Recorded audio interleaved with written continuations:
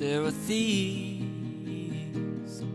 who rob us blind, and kings who kill us fine but steady.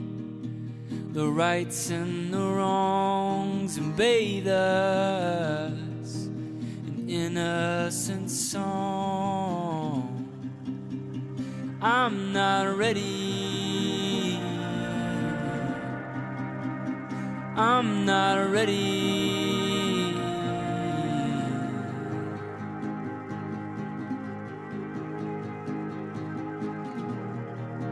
For the weight of us, for the weight of us, for the weight of us, for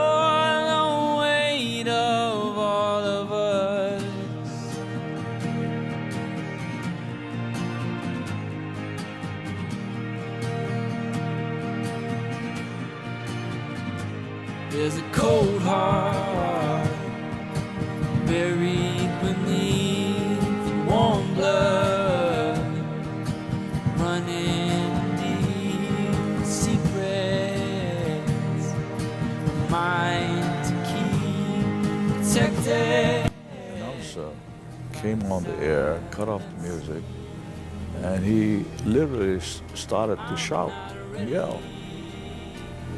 Pearl Harbor is being bombed. I saw a dive bomber come from the Honolulu direction and hit into the Arizona battleship Roll. And I saw the pilot drop this torpedo. And instead of going up where he can get hit by anti-aircraft, he hugged the surface of the water and came directly at me. And at that point, I was more interested in seeing the face of the pilot.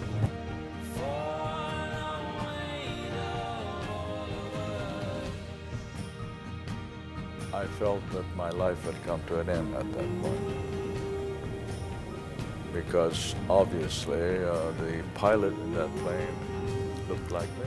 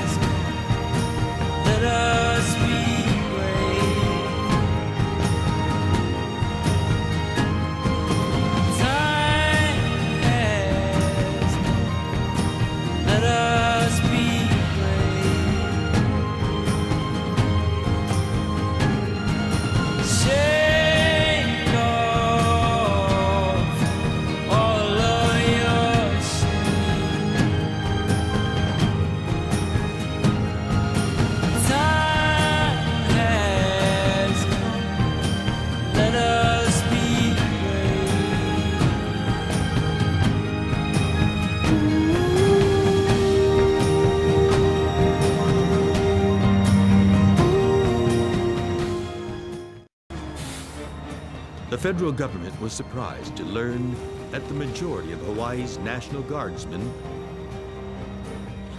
were Japanese Americans, of whom 317 were discharged and reclassified 4C. But then, all Nisei eligible for the draft were classified 4C, enemy That was the aliens. reason they threw us out, because we were all Japanese. And they reclassified us as enemy aliens. Well, we were issued an Army rifle, a 1905 Springfield Army rifle, a rifle that was used back in World War I, and I issued 5 rounds of ammunition. And I was assigned to guard, I think it was a gas company. That's as far as I remember, and I was there I was at that guard duty for about 5 days, I guess. Then I was transferred. You see, the Hawaii Territorial Guard, when it was incepted, was strictly in the city of Honolulu. But then the persons in charge figured that there were portions of the island, within the island, that had to be guarded and watched over. So I was transferred to the rural division of the Hawaii Territorial Guard, and I served, I don't know how long it was, but before I was discharged because of my racial background. Between 1886 and 1911, more than 400,000 men and women left Japan for the U.S. and U.S.-controlled lands. The Japanese welcome faded as their numbers increased. I know that I could sense the prejudice with the students at the U, certain ones you could hear. Yeah. I guess hearing becomes very good, acute. You can hear these snide remarks guys are making. And it gets you riled up. With the 34th engineers, what were it? VVV, to me, we didn't have, I didn't experience anything. When I went in the service, 442, then after you go to combat and you come back and you see people get killed, your buddies and stuff. And there's a lot of, replacement guys that comes up to when we, rest area, getting new troops resupplied. And I had a lot of cases where people come up and say, you damn F-Jap. And I told you I broke a lot of guys' noses. I was really terrible, but I couldn't stand that, and I got involved in a lot of that. When Franklin Roosevelt took office in 1933, he faced the threat of war with Japan. Hawaii's strategic location in the Pacific, along with its large Japanese community, seriously concerned him. Although racism against Asians and Asian immigrants existed long before the bombing of Pearl Harbor, the attack was the spark that caused massive backlash against Japanese Americans. Okay, Pearl Harbor happened early in the morning. I think it was about 7 o'clock, so this was a Sunday, and it was custom at the dormitory. This was a dormitory run by a Buddhist church, so it's customary to attend services, Buddhist services on Sundays. So we had gotten up early. Then all of a sudden we heard this roar of airplanes flying over. So we all came out to look to see what the roar was about. And then a little while later we heard the bombs exploding at Pearl Harbor. Period. Due to nationwide hysteria over the yellow peril phenomenon, FDR saw fit to intern some 110,000 Japanese and Japanese Americans in what he called war relocation camps. Of those interned, 62% were U.S. citizens.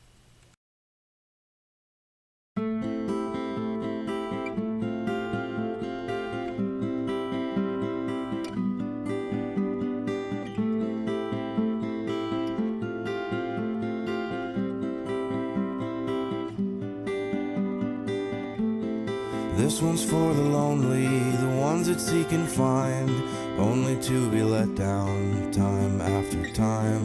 This one's for the torn down, the experts at the fall.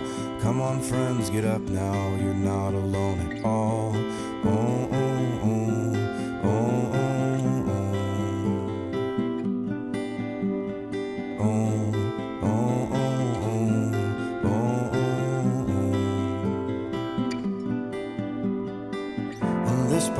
was for her, and this part was for her, this part was for her. Does she remember?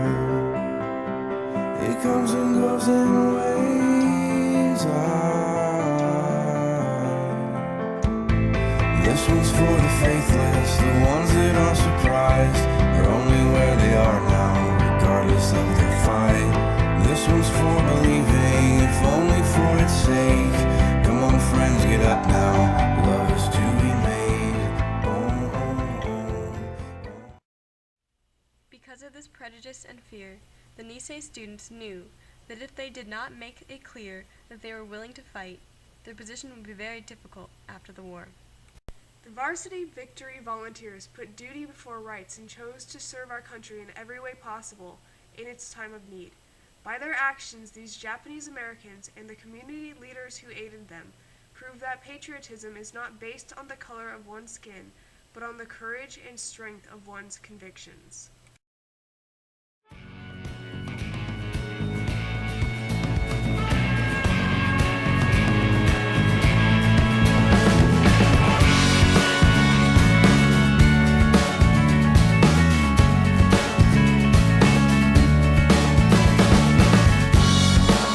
Come the war, come the avarice, come the war, come how.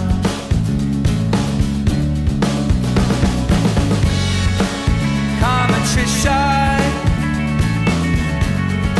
come the rigor bones, come attrition, come how.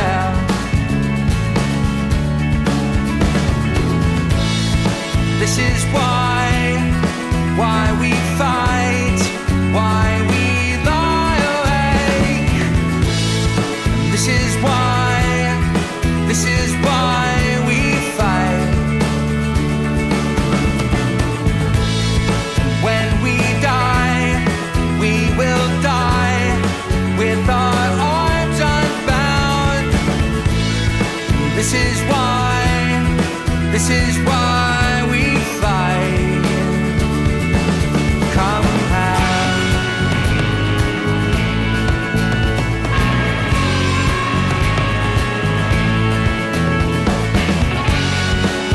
Rite of quiet, rite of unquiet thing, rite of quiet, rite of how. I remember that very well because I happened to be inside of the bunker. At that particular time, they had a lot of road stuff going on. So, they'd send these trucks, dump trucks underneath this bunker. And we used to crush the rocks over there. And it was one of these real old wooden type of the kind. I don't know how the new ones would be, but the rocks, as they crush it, they throw these big, huge boulders in there, and then with vibration, they crack it down so that they get these gravel or rocks, which they lay on the road for foundation like that.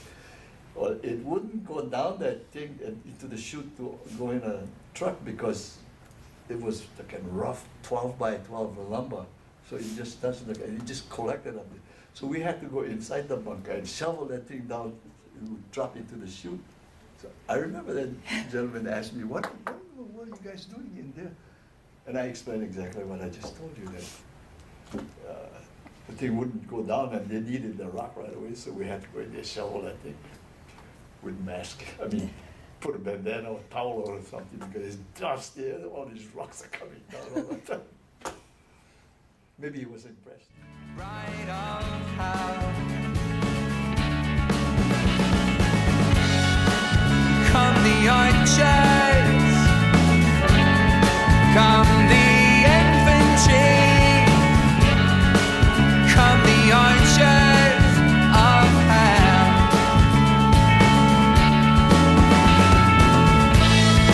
This is why we fight, why we lie awake.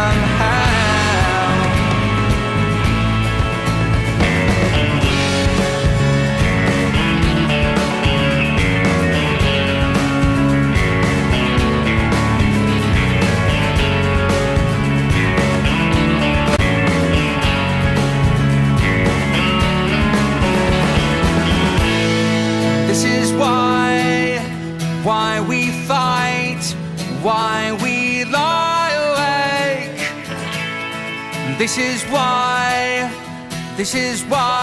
we fight. When we die, we will die with our arms unbound. This is why we fight. So come to me now. Lay your arms around me. This is why we fight.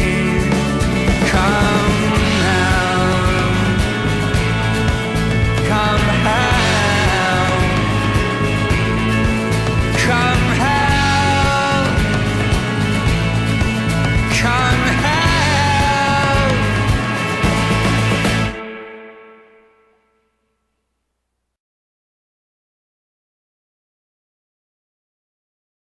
We got shot at a lot.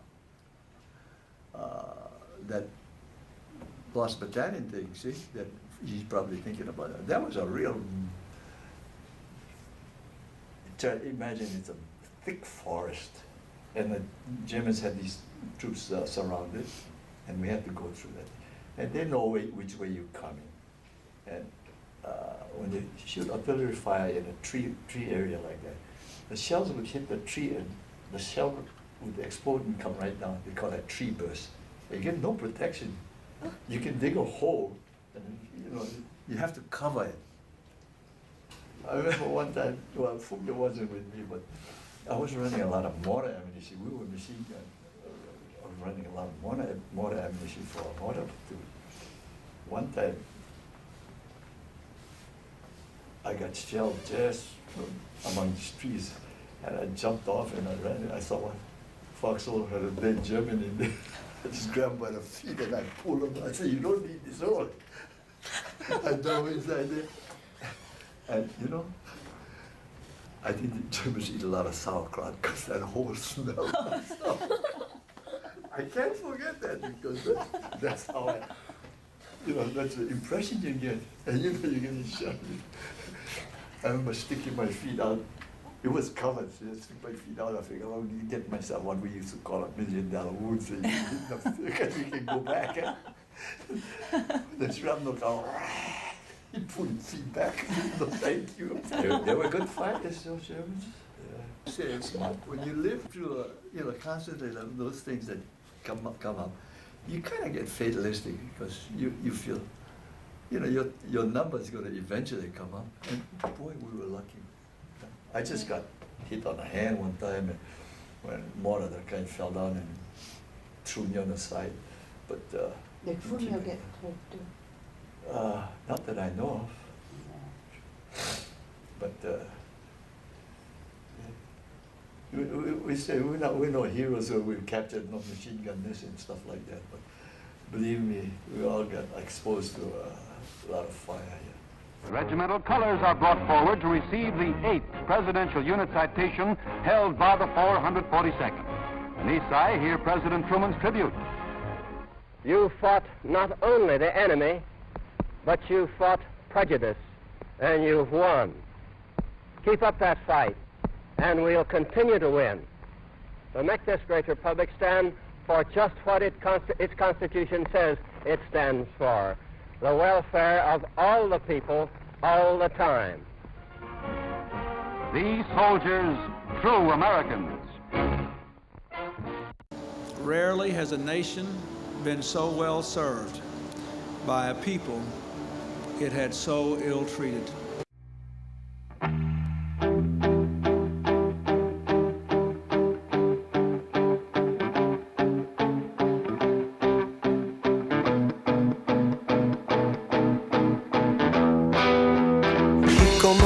From the start, we don't know why he goes so far and keep on marching along,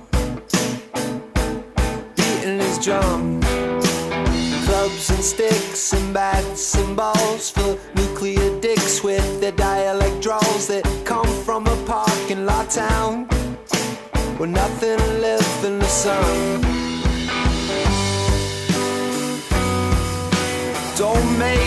a target. Don't make me a target. When he reached back in his mind, feels like he's breaking the law. There's something back there he got that nobody knows. He never claimed to say what he says. He smells like the inside of closets upstairs.